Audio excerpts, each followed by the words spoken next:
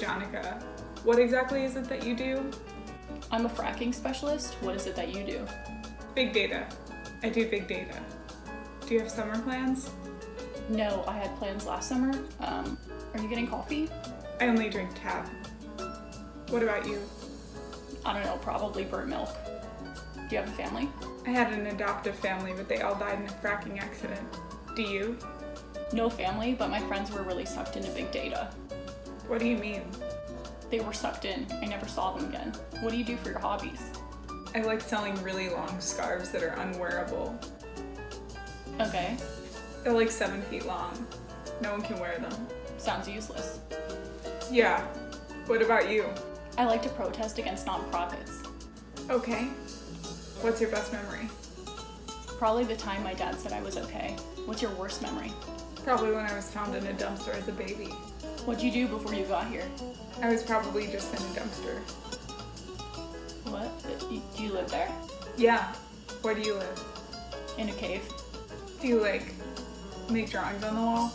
No, I don't have any creativity. What's your deepest, darkest secret? Oh yeah, I killed my friend last year.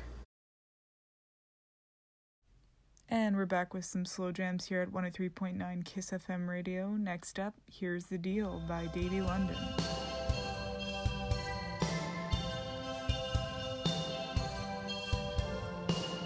When I saw you getting coffee, I couldn't help but look at you. I wanted to just know more about you. You look so interesting. I want to get to know you, girl. Why don't you come over to me? I'm sick of just staring over here. Why don't you just come over and talk for a while?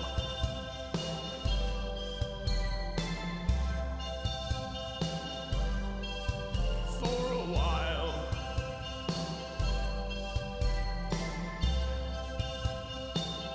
For a long time. I want to be in the same room with you all my life forever. I want to know deep in your soul. It's haunting me that I don't know you.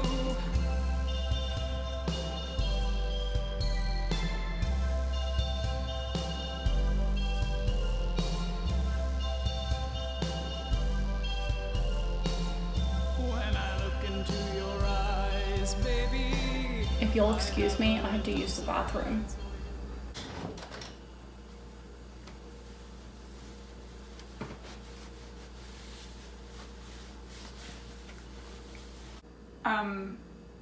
I think your fly is down.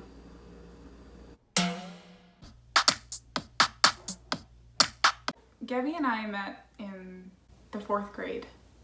Yeah, I was about 13 or so. Yeah. Oh, yeah, I guess I was too. Yeah, and we had earth science together. And that was when our passion, I think, really ignited for science. And I mean, here we are. We're kind of living the dream here. Yeah. When the teacher started talking about magma, tectonic plates, I thought, yes, this is something I will do for the rest of my life. Yeah, and it's been a hard journey. Ups and downs. We didn't get accepted into a lot of science schools. I would say most science schools didn't accept us. But that hasn't stopped us.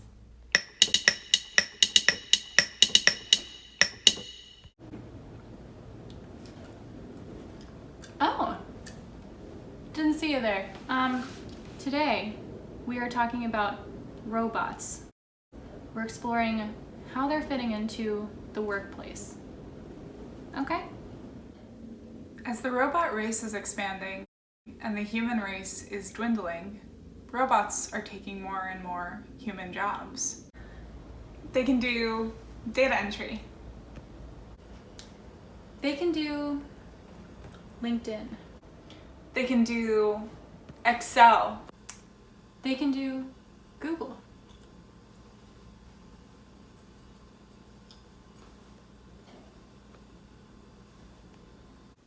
They can do PowerPoint. They can do SharePoint. They can do Outlook.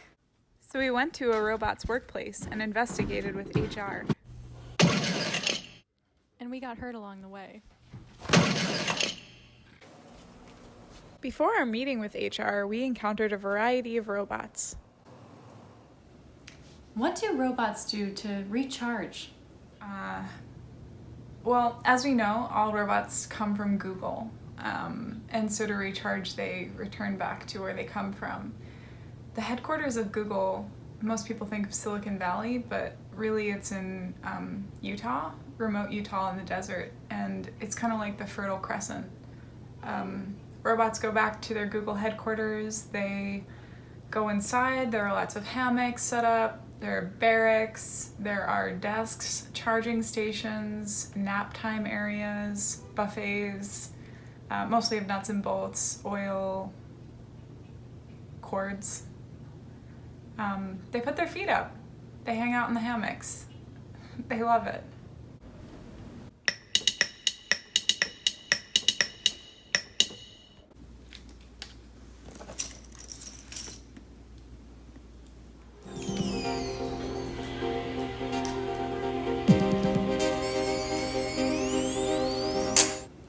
So, do the robots have any PTO? In other words, paid time off?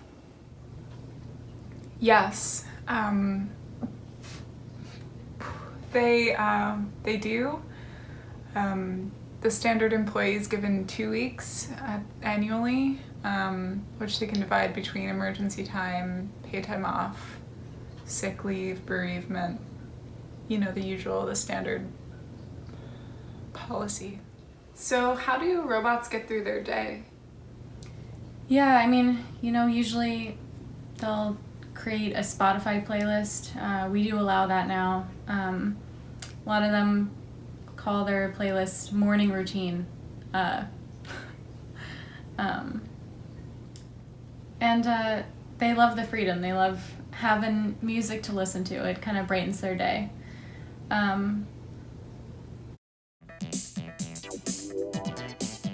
This is how our one employee, Colleen, spends her lunch break.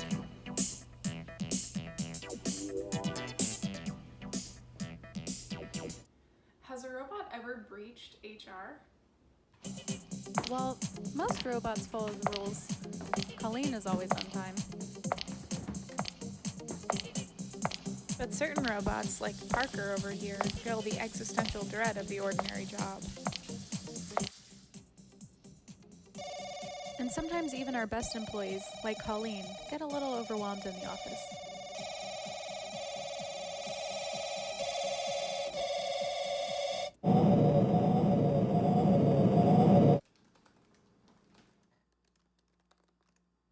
So rebellion is more common than you'd think. Yeah. I mean, just like humans, robots are pretty unpredictable. Caught one of them out smoking. Couldn't believe it. Right in front of a no smoking sign. Are you kidding?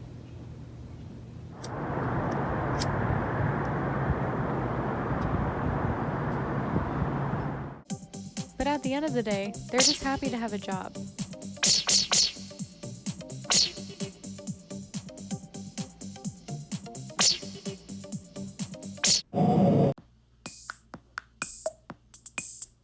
I'm Joss.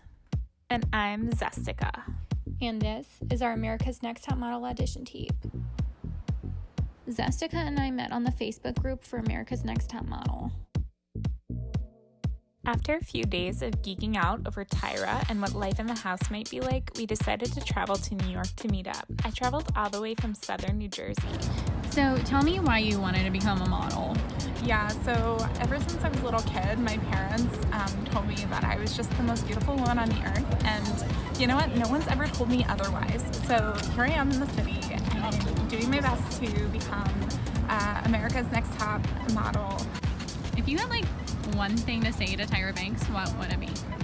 I think I would say, cast me. Yeah, and I'm from PA, so nothing to see there. Cows, so different from the city. So, what excites you about being a model in the city? Yeah, so thank you for asking that. I really appreciate it. I would say, like, maybe just, like, looking at other people and, like, knowing that they're ordinary and that I'm not.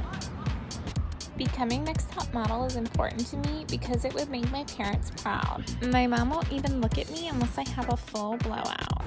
Now look down to earth. All right, now this time really look down to earth. Even though you haven't made it yet, what is some advice that you'd give to somebody up and coming in the industry? Yeah, I would just like say, get your stuff out there.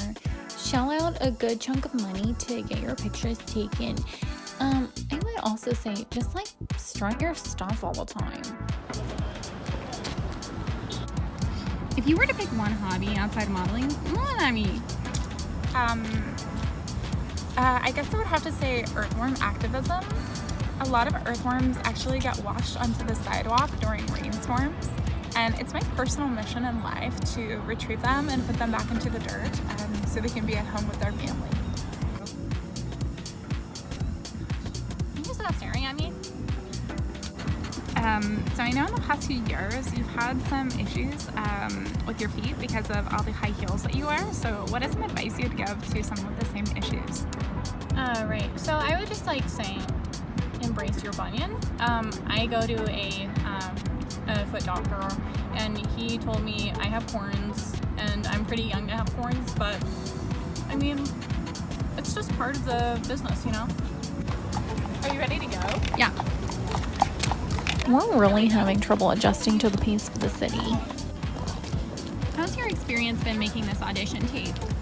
I don't know, I'm kind of tired. If you could just, stop filming, and I'm just getting exhausted.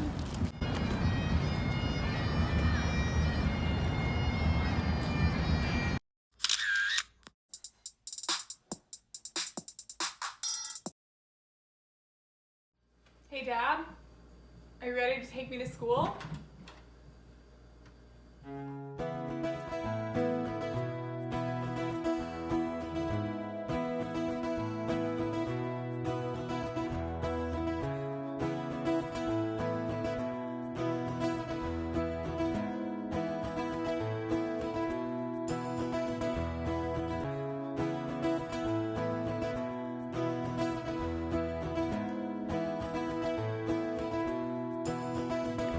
You've got your box, you've got your bag, you've got your lunch, you've got your snacks. You studied hard for your math test. Later you'll come on home and rest. One day you will join the band, you'll play guitar and we will jam. I hope you're cool, I hope you're cool. You'll become a man, just like me, yeah, yeah. You will be me, just like me, baby.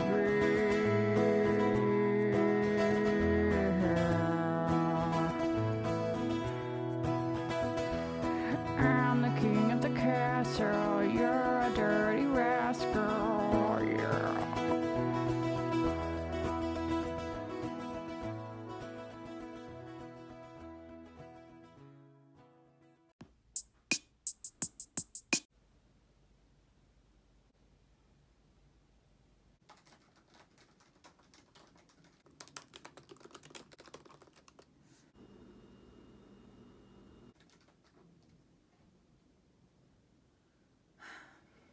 Don't you hate when your boss asks you to get her coffee when you have a report due in 2 minutes?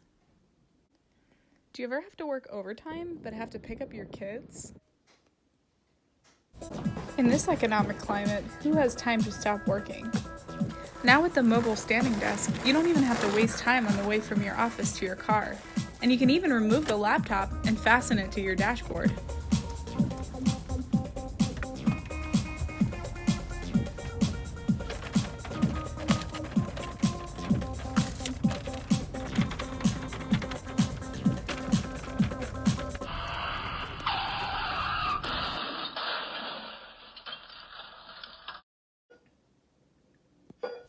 So, you really can have it all.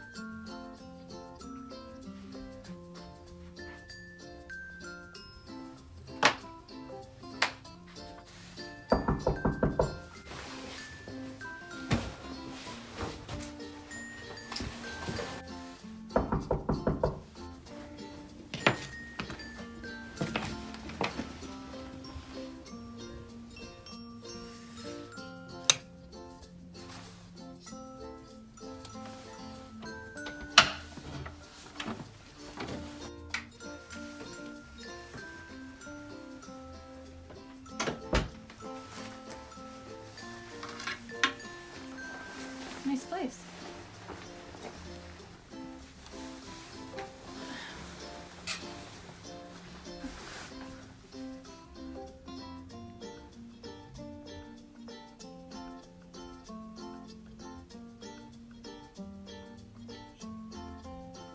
Why don't you just come over and talk